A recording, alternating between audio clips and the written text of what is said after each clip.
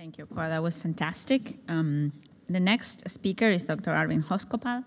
He's director of the Adult Congenital Program at UPMC and also associate professor of pediatrics and also co-director of the Aortic Center at the Heart and Vascular Institute of UPMC. Arvind will be talking about Epstein's anomaly and adult congenital perspective. Arvind.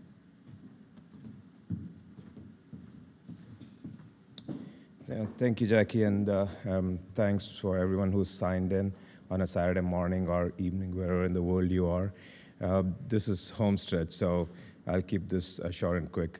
First of all, it's a true honor and quite humbling to be giving this talk at the De Silva Symposium in the presence of the OGs here, both of them here, and they're watching, and thank you for this opportunity. So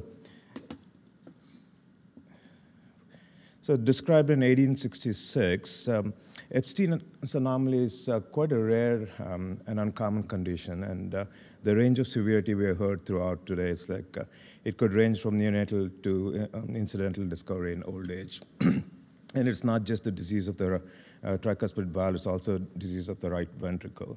Though this is a rare malformation, at UPMC it is quite common. It's about 10% of all the cases we do over here.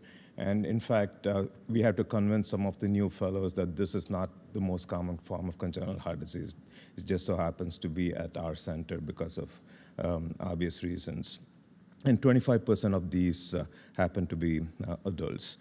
And the natural history honestly depends on the severity of the disease. And these days, most of this is unnatural history because most of these patients end up being managed surgically.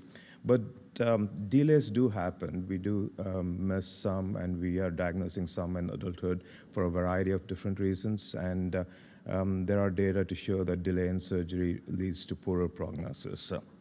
So this is an ongoing theme that early referral and early surgery have better outcomes. And you've got to remember that the threshold for surgery in this operation is different from other RV volume loading lesions.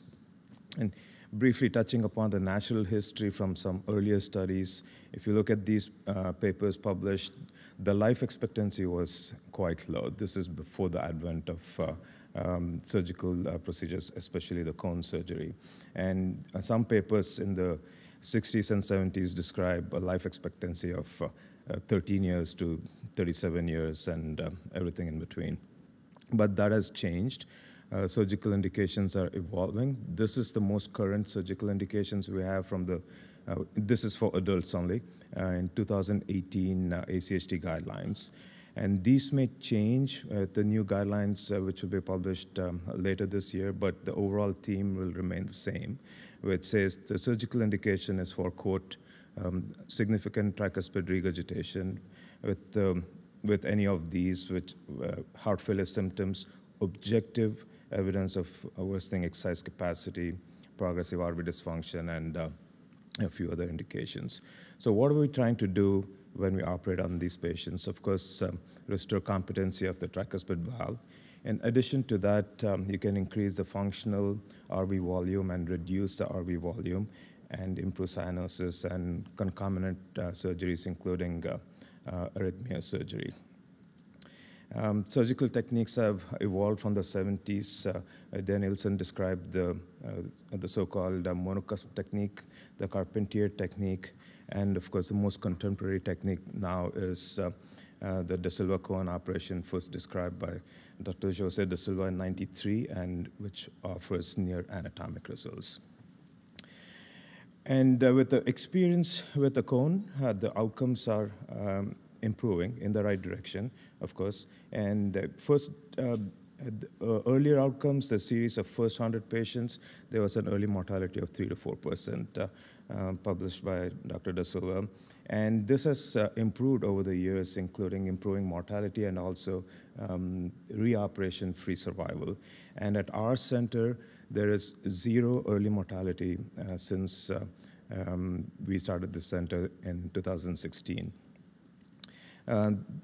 What about early reoperation? The others have published similar experience. Early reoperation was quite high, but as you gather experience and the volume grows in a center, there is definitely a correlation between volume and outcomes, as we have seen in our center.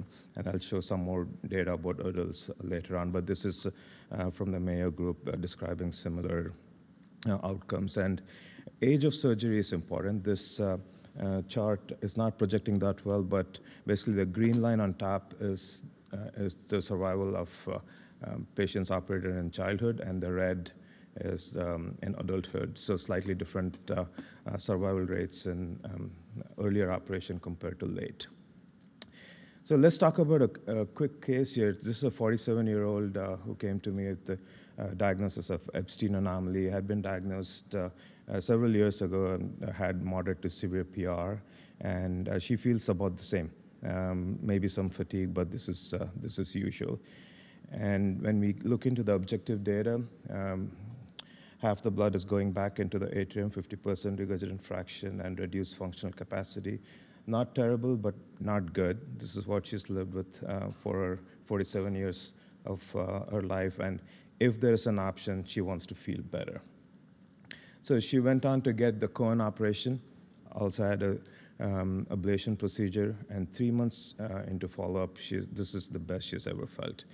And to add to the story, she has a 23-year-old daughter who's maybe has Epstein anomaly, and she asked, would you be willing to see this patient, daughter of hers, and see if anything can be done, or is it too early? Just hold on to the thought. I'll come back to this family a little later. But this is our distribution of adult Epstein at UPMC.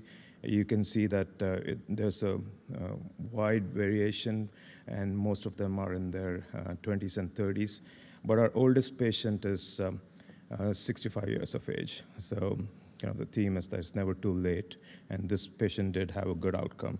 So this is unpublished data, and our STAR research fellow, thank you for getting this to me in such short notice.